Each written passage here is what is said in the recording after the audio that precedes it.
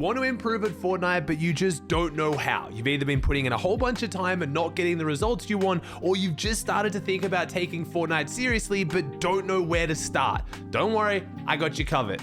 I'm not about to tell you to put in 12 hours a day into creative, aim training, VOD reviewing. I'm gonna break down the essentials and what you need to do with what limited time you have. You can obviously do more of this and you'll get even better, but this isn't gonna be a guide that takes you 20 hours a day and only pros can do it. This is a guide for everyone. Let's kick off with getting your mechanics as good as possible in as short amount of time as possible. What should you be practicing to make sure you're fighting as good as you can, and then making sure that these new skills you learn you can actually use in game. Where a lot of people fall short is they either don't know what to do in creative, or what they're doing in creative isn't really helping them that much in game. So let's talk about what a day-to-day schedule would look like and what you should be practicing in creative to instantly get better at the game.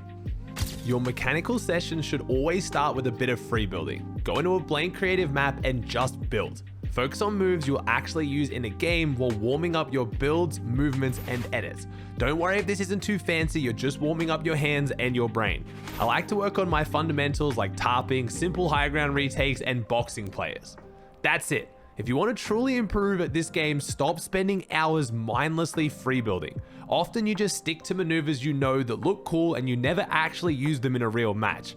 Today we are working on your ability to beat an opponent, not fancy builds to impress your friends. Next up, let's keep warming up your hands by doing a bit of aim training. If you use other programs to aim train like Kovacs or Aim Labs, by all means continue to do those if you're seeing results. But often the aim training people do is for very rare occurrences and don't work on the true fundamentals of aiming in Fortnite.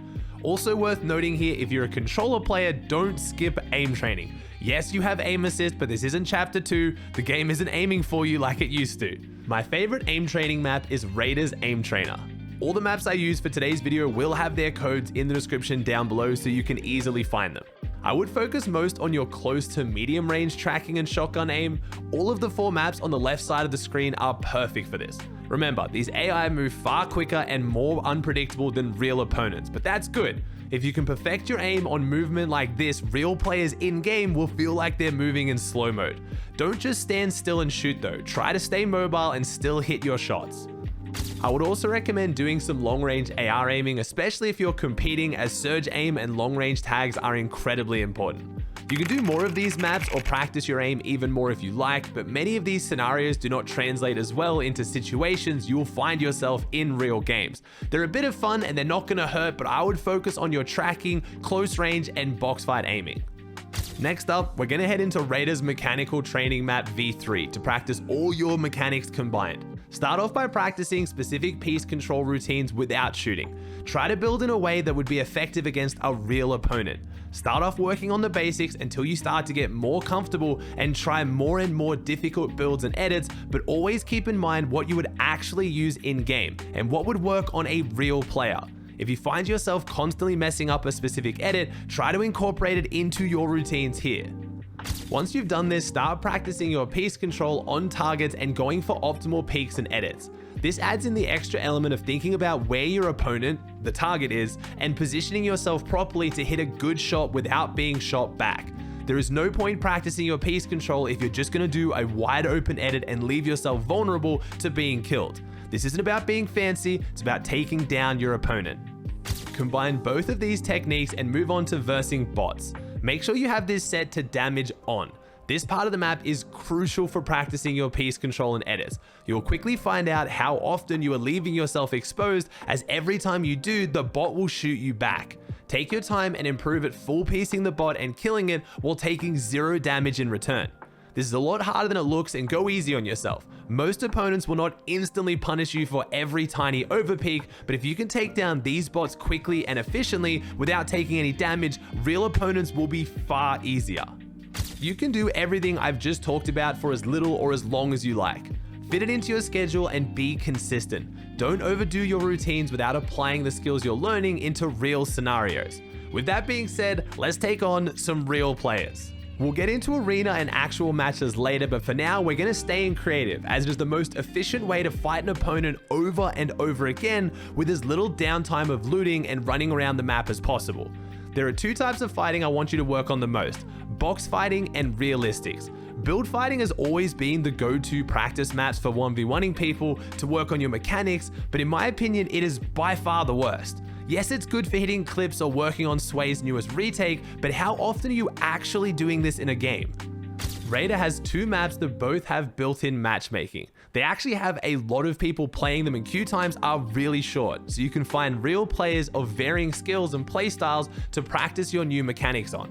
I would recommend a good split of box fights and realistics, never versing the same player for more than 5 to 10 rounds to ensure you're exposing yourself to as many players as possible. You'll quickly find certain playstyles you are weak against or specific edits and builds that you are consistently messing up. Focus on these. Don't just keep doing what you're already good at.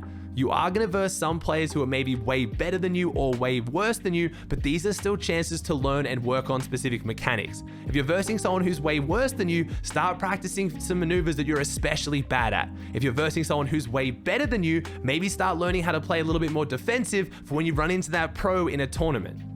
One thing I've found to be incredibly helpful is turning on your creative replays and going back and watching yourself fight from your opponent's point of view. You'll begin to see flaws in the way you fight or move that you never realized were there. Maybe when you build up, you tend to leave your head exposed, or after you have someone's wall, you rush and take bad edits. Identify your mistakes and learn from them. All right. That was a lot of creative practice, but it's an amazing tool to work on specific things as fast and efficient as possible. However, make sure these skills are carrying over into real games. While Arena is not the most competitive game mode, it is great for practicing your fighting in a real scenario. You'll be forced to fight in awkward positions with proper threats of third partying. Just remember, Arena isn't about gaining points, it's about winning fights. The current point system is terrible, especially if you're playing solos. Don't be disheartened if you are losing points. They mean nothing. Play aggressive and push yourself to win more and more fights. Use these arena games to identify your weaknesses and strengths.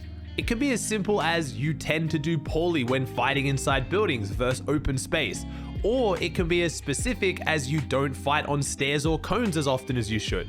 Once you've identified these things, work on them. Remember to focus on your positives too though. Let yourself get more confident and celebrate that your practice is helping you improve. This is a game, it's meant to be fun. One of the best ways to improve is to watch others who are better than you and try to copy what they do. It sounds obvious, but it's true. It isn't just as simple as watching a pro player fight and then having their mechanics, but really pay attention to the specific moves they do, especially those that do not require insane mechanics. Why do they edit a right window instead of a center window for a specific maneuver? How do they predict their opponent's movement and capitalize? What do they do if their wall is taken? What do they do if they're getting third-partied from a distance? These are the kind of specific things you can realize and then use in your own gameplay. Sadly, one of the hardest things for me to teach you is fighting IQ, the ability to read your opponent and know how to capitalize. This can only be gained through experience. This experience doesn't have to be from your own fights though. Watching how a pro reads their opponent and exploit their movements is an incredibly good way to gain fighting IQ quickly. Don't just watch the montages and watch how they fight. Put yourself in their position and figure out why they did what they did. Lastly, the biggest piece of advice I can give you is don't expect this to come instantly. Just because you did 30 minutes of creative doesn't mean in your next fight you're going to be clicks.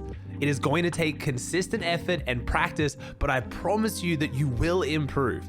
Be patient and most of all, have fun. If you have a friend or someone you know who you are evenly matched with, feel free to do your 1v1s with them and enjoy it.